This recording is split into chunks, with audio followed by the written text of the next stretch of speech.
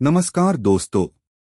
आज हम बात करने वाले हैं वोडाफोन आइडिया की, जिसने अपने Q2 FY25 के रिजल्ट्स डिक्लेयर किए और पिक्चर अभी भी टफ लग रही है, लेकिन कुछ इम्प्रूवमेंट के साइंस भी नजर आए।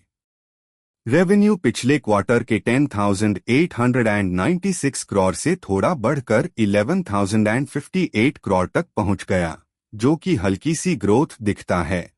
स्पेशली जब टेलीकॉम सेक्टर में जियो और एयरटेल एग्रेसिवली एक्सपैंड कर रहे हैं। टोटल इनकम भी 11,054 करोड़ से बढ़कर 11,176 करोड़ हुई, जिसे कंपनी का कोर बिजनेस स्टेबल लगता है। लेकिन यहाँ सबसे बड़ा चैलेंज है एक्सपेंसेस। Q1 में 17,763 करोड़ से गिरकर Q2 में 16,798 करोड़ हुआ, जो पॉजिटिव है, पर फिर भी रेवेन्यू के कंपैरिजन में काफी ज्यादा है। इस वजह से कंपनी को अभी हैवी ऑपरेशनल प्रेशर फेस करना पड़ रहा है। प्रॉफिटेबिलिटी की बात करें तो कंपनी अभी भी डीप लॉसेस में है।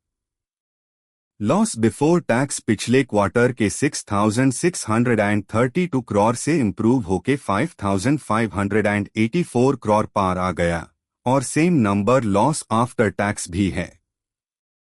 ये लॉसेस थोड़े कम हुए हैं, बट स्टिल बहुत बड़े हैं, जो बताता है कि टर्नअराउंड का रास्ता लंबा होगा।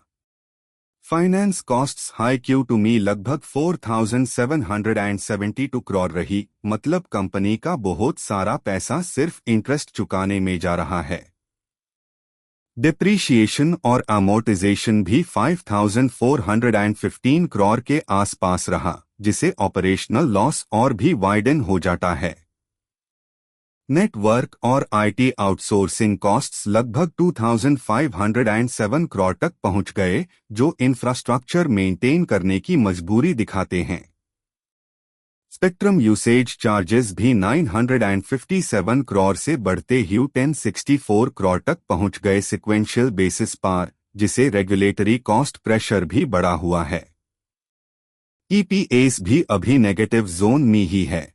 Q2 में -0.52 पर शेयर रिपोर्टेड हुआ, जो शेयर होल्डर्स के सेंटिमेंट को वीक बनाए रखता है।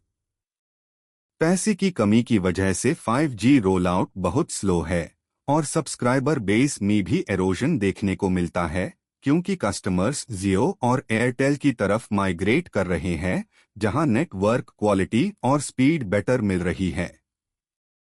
कंपनी को अर्जेंट कैपिटल रेज की जरूरत है, ताकि वो नेटवर्क इंप्रूव कर सके और मार्केट शेयर रीगेन कर पाए।